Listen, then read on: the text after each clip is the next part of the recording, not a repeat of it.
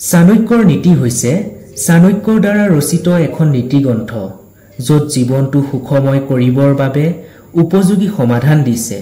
এই গ্ৰন্থখনৰ মুখ্য বিষয় হৈছে মানৱ সমাজৰ জীৱনৰ সকলো দিশৰ ব্যৱহাৰিক শিক্ষা দিয়াৰ। চাণক্য এজন মহান জ্ঞানী আছিল যি নিজৰ নীতিৰ কাৰণে চন্দ্ৰগুপ্ত মৌৰ্যক ৰাজসিংহাসনত বহুৱাইছিল। চাণক্যৰ এনেকুৱা কিছুমান নীতি যি আপোনাৰ জীৱনত কিবা নহয় কিবা সমস্যাত কামত আহিব। কোৱা হয় যে এই 5টা আখৰেৰে আৰম্ভ হোৱা ব্যক্তি জন্মৰ পৰা মালিক হৈ আহে। এই নামকেইটাৰ ভিতৰত আপোনাৰ নাম থাকিব পাৰে। সেইবাবে ভিডিঅ'টো শেষ পৰ্যন্ত চাব বুলি আশা কৰিলো। যেতিয়া এজন ব্যক্তিৰ জন্ম হয় তেতিয়া তেওঁৰ জন্মৰ পিছতেই নামকৰণ কৰা হয়। যি নাম জন্মৰ সময়ত ৰখা হয় সেই নামেৰে সমগ্ৰ পৃথিৱীয়ে তেওঁক জানে আৰু সেই নামেৰে মাতে। আপোনালোকে এইটো কথা শুনিছে চাগে, নামত কি লিখা আছে, যি বুলিয়ে নামাতক। কিন্তু প্ৰিয় দৰ্শকসকল, বাস্তৱত এইটো কথা ভুল বুলি প্ৰমাণিত হয়। এজন ব্যক্তিৰ নামত বহু কথা অন্তৰ্নিহিত হৈ থাকে।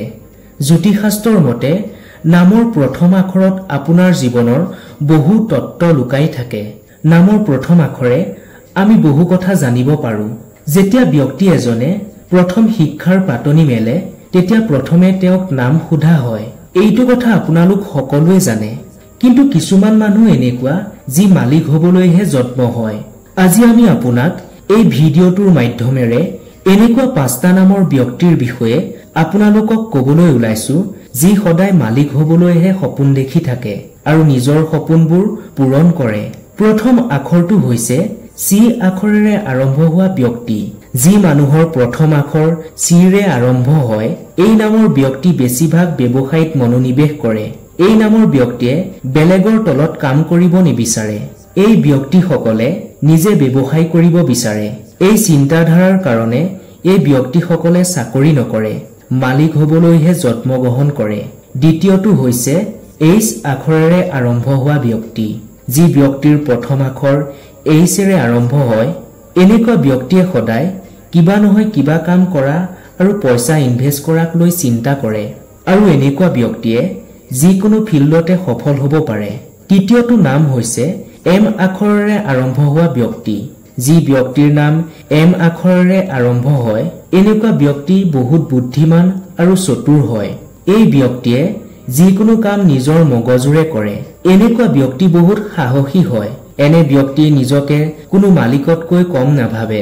চতুৰ্থ আখৰটোলৈ যোৱাৰ পূৰ্বে আপুনি যদি আমাৰ চেনেলটো নতুনকৈ ভিজিট কৰিছে তেনেহলে আমাৰ চেনেলটো ছাবস্ক্ৰাইব কৰি কাষতে থকা বেল আইকনটো ক্লিক কৰিবলৈ একেবাৰে নাপাহৰিব। চতুৰ্থ আখৰৰ ব্যক্তি হৈছে এছ নামৰ ব্যক্তি।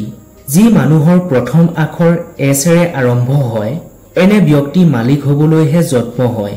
এই কথা জ্যোতিষশাস্ত্ৰত আছে। এনে ব্যক্তি দয়ালু হয় আৰু পঢ়া শুনাত সফল হয় আৰু এনে ব্যক্তি ব্যৱসায় আৰু প্ৰশাসনিক কাৰ্যত সফল হয়। শেষৰটো নামৰ ব্যক্তি হৈছে ভি আখৰেৰে আৰম্ভ হোৱা ব্যক্তি। এনেকুৱা ব্যক্তিয়ে বহুত কষ্ট কৰিব পাৰে আৰু এওঁলোকৰ মগজু বহুত তীক্ষ্ণ হয়। এনেকুৱা নামৰ ব্যক্তিয়ে নিজৰ লক্ষ্যত বহুত সোনকালে উপনীত হয়। এনেকুৱা নামৰ ব্যক্তি বেছিভাগ ব্যৱসায়তহে মনোনিৱেশ কৰে আৰু মালিক হৈ যায়। প্ৰিয় দৰ্শক, এইখিনি কথা যদি আপোনাৰ লগত মিলিছে তেনেহলে আমাৰ চেনেলটো লাইক কৰি কমেন্টত আপোনাৰ মতামত জনাবলৈ নাপাহৰিব। অন্য এটা ভিডিঅ'ৰ সৈতে লগ পোৱাৰ প্ৰতিশ্ৰুতিৰে আজিলৈ আপোনাৰ পৰা বিদায় লৈছো। ধন্যবাদ।